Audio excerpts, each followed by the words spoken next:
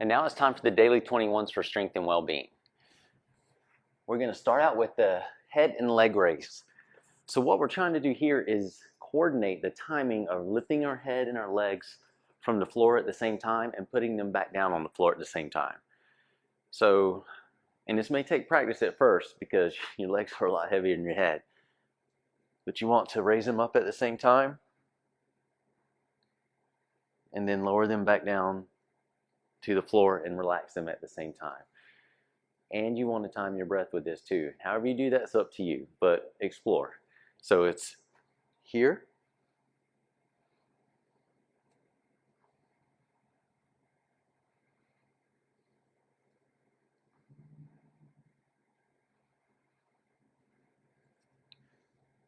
and again, the timing will vary, but the more you do it, the easier it gets. Those are the head and leg raise. After the head and leg raise, we're going to do the swinging tabletop. So that starts with sitting on the floor on your bottom, place your hands by your hips, and what we're going to do is we're going to lift our butt up off the floor while we swing it forward and try to form a tabletop. And then we're going to come back to the floor. So the head and the eyes and the neck move with this whole movement. Everything's really kind of going together. So it's as we lift our butt up, its eyes go up, head goes back, hips come up, shoulders go into extension, and then its head comes back, eyes come back down. And you can bring your neck all the way to here or end up looking straight ahead. Either one's okay. And we just swing forward,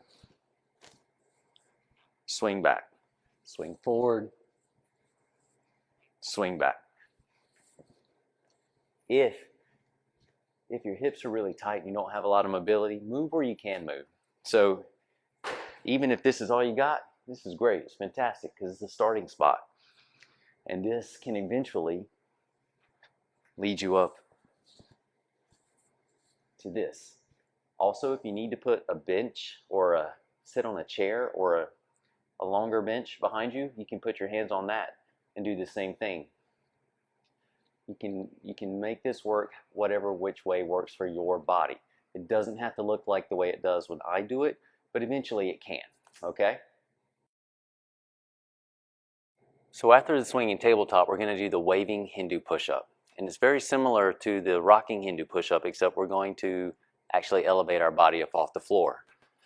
So it looks like this, and it's going to create a wave through the body. So you get on the balls of your feet, and the wave's going to start from the feet or the lower body. The hips come up, and then you're going to dive down, push up. And then you can go all the way back to the beginning or the rocking position. So it's hips up.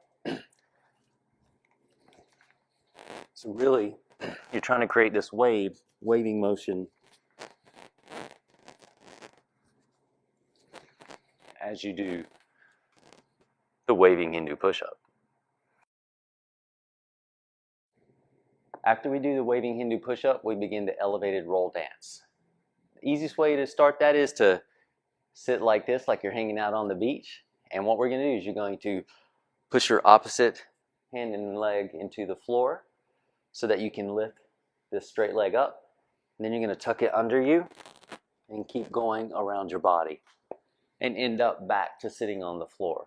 So again, we're going to lift our bottom up, drag this leg underneath us, reach across our body behind us with it, come back down to the floor.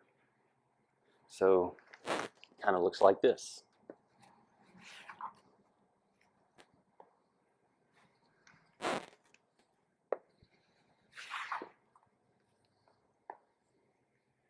Feels amazing. If you can't get your legs up that high, don't let it stress you. Start where you are. It may be that you do it from your knees to start with. Transition to your knees first and do the same motion. Move where you can move, do what you can. After the elevated roll dance, we're going to do the Hindu squat.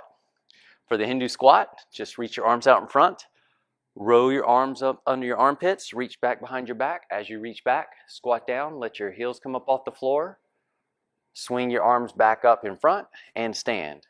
So it's here. You can breathe in and out.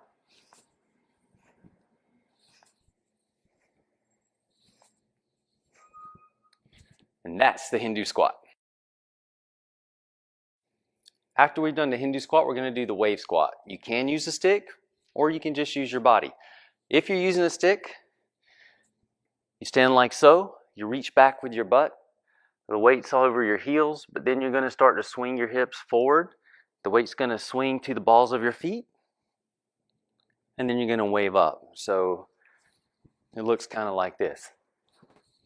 Do this at home and in private. If you don't want to use a stick, it's pretty much the same thing. You reach back with your butt, swing the hips forward, and wave your body up. So it's like you're producing a wave or allowing a wave to flow through your body. That's the wave squat. So after we've done the wave squat, we're going to do the track starter. The easiest way to start is to get in a staggered stance as if you're walking. And you're just going to, almost like you're lunging back, fold over your hip, plant this foot into the floor, and then step back up. And in the beginning, you can move slow just to get the motion. So as you can see, it is the gait pattern. We're just staying on one side. But as you get used to it, you can start to put a little speed and power into the motion. And again, you can work one side at a time. You can do your 21 reps on your left and then switch and do the 21 reps on your right.